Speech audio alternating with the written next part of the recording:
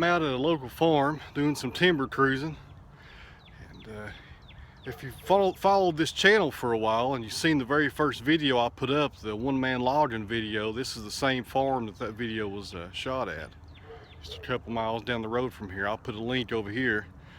If you haven't seen that video, check it out. But today we're right here on this farm, and we're going to take a look at some timber and see what's going on out here. The most noticeable thing that I've seen so far walking through this pasture is there's a lot of eastern red cedar on this farm. A lot of cedar trees. So we're going to keep on hiking and see what we can find. He says there's a real good walnut tree here, so we're going to see if we can find it. For those of you not familiar with eastern red cedar, this is one right here.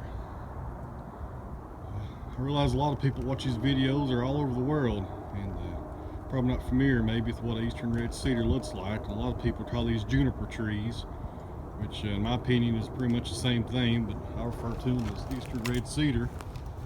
More in the sawmill and the logging industry. When you see the capital letters ERC in a row, that's ERC, we're referring to eastern red cedar. There is a lot of those on this farm.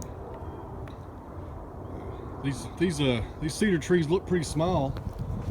The diameter on that one's probably 8 or 10 inches, but out on a thin kerf sawmill like my wood miser, you'll get a lot of lumber and a lot of boards out of smaller logs like that where you wouldn't get out of if you was using a circle mill. And the eastern red cedar is very good for woodworkers. It's rot resistant when you get the sapwood off of it and you get down to the red heartwood. Good for building barns and good for fence posts. Consider that your forestry lesson for today.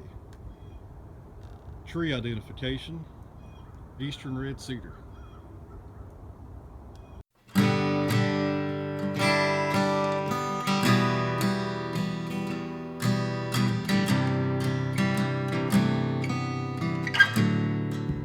Well, I'm almost to the back of the property here where the pasture ends, or I think it's where the pasture ends, I'm not sure, but looks like I found the walnut tree. And this is a pretty nice one right here. This is a really nice black walnut tree. I took the Spencer tape and checked the diameter, and it's about 34-inch diameter breast height. And when you measure the diameter of timber, you want to do it at the breast height. You want to stand in front of it, and I measured around my chest line to get a good reading of the diameter, because if you go too low, you're going to get that swell that comes out where the roots are, and it's not going to be very accurate on your board footage. And I'm trying to pan here with my iPhone to give you an idea of the quality of this walnut. As you can see this front face here, there's no defects, no limbs for at least 12 feet. The first 12 feet based off the diameter that I took a measurement from is 700 board feet of black walnut. 34 diameter inch, the diameter is 34 inches, which means you're going to get some 30 to 32 inch wide slabs out of this first log right here. This is some very nice stuff. We're going to continue on looking here. This is, I think, 60 plus acres here we're on today. I doubt we'll find anything better than that black walnut tree we made, but that's probably going to be the highlight of the video as far as the nice timber goes. But we're going to keep on looking and see what else we got here. Looks like we got another large grove of more cedar trees.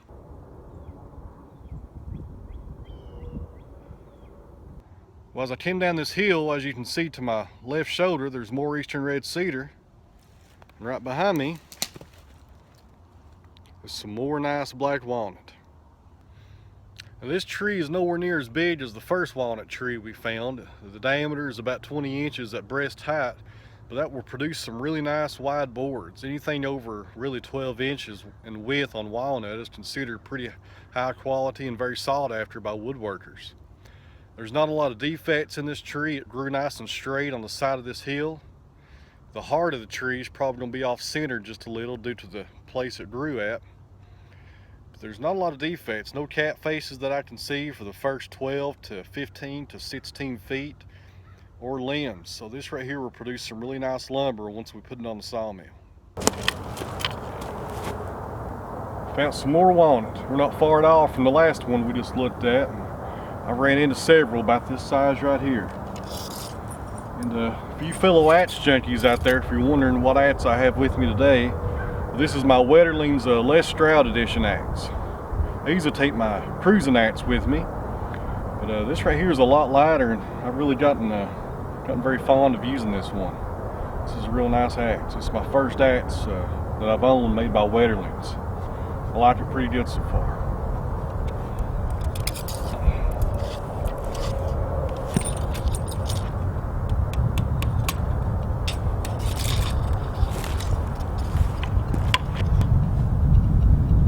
Inches. The diameter of this one is, circumference rather, is 48 inches. Here's a smaller walnut tree right beside a nice big red cedar. It's a really nice red cedar tree right beside it.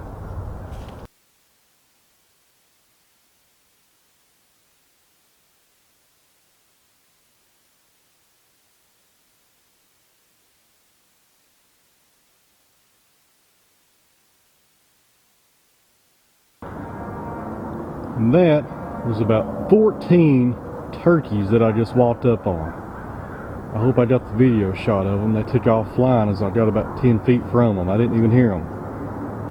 Here's a pretty good find. This is the first one of these trees that I've seen. This is a cherry tree. Looks like it's about 22, maybe 24 inch diameter.